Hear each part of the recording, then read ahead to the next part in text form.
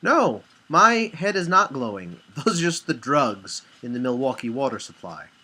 Happy New Year, Derek. I hope this is finding you well. This is a video response to your question about the letter N.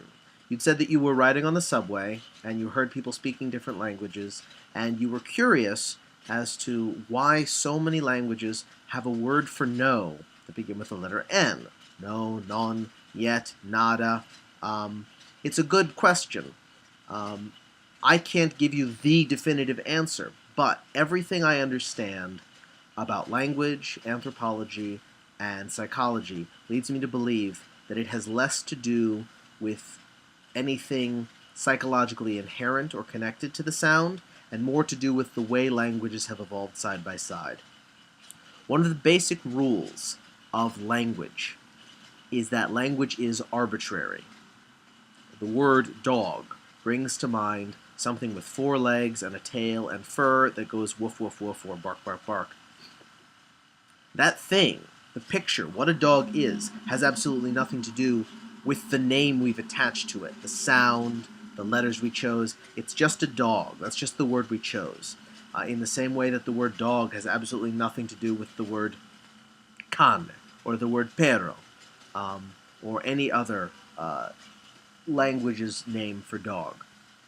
Also, the words we use to describe a dog, furry, tail, teeth, bark, slobber, those words phonetically have nothing to do with the word dog. We attach meaning, but the meaning is based on our own understanding. It's based on a history of just agreeing that these are the words we're going to use. There's absolutely nothing inherently doggish about a dog. There's nothing inherently fur about fur. It's just the word we chose. This is also true for the letter N. Outside of English, for example, there are a ton of languages that don't use the sound N for no. In Japanese, it's ia. There are clicking languages, Native American languages, a whole collection of languages for which the word no has no letter N, or no sound N. And even within the English language, the letter N is somewhat arbitrary. We have words like no, never, negate, not. It's true that these words are the negative aspect of the positive yes, no, always, never.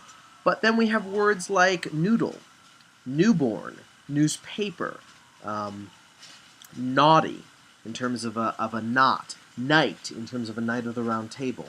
These words are neither positive nor negative, they simply are. And the fact that they have or begin with the letter N doesn't mean that they are or have to be positive or negative.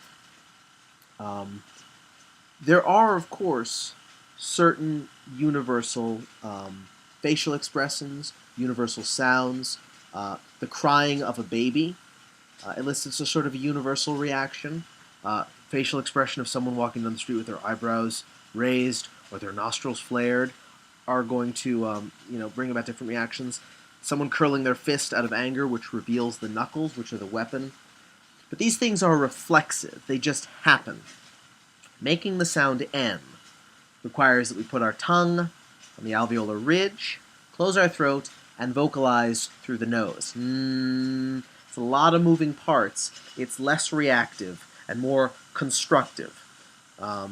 So, again, I can't give you definitive answers, but there's a lot of evidence to suggest that the letter N has more to do with the way language has evolved and less to do with any one particular psychological reaction.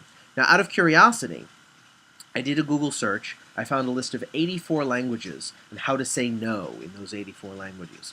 And out of the 84, 42 began with the letter N.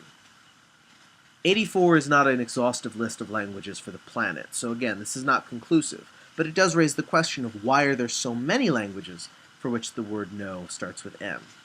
And it probably has more to do with the ways languages have evolved, because language begets language. You can have a root language, like Latin, that gives us an alphabet, and then the alphabet sort of breaks apart and becomes the root alphabet for the Romance languages. You can have different Indo-European languages that develop side by side, bastard languages that combine two, and then over generations, those two languages merge together, form a sort of mutant child language. This is sometimes called a pidgin or a Creole language, and that's a story for another time, but it's really fascinating stuff. So, in summation, it was a good question. It gave me a chance to sort of practice what I've been learning in my bohemian community college Google search way. Yes, there is most definitely a reason why so many words that mean no begin with the letter N.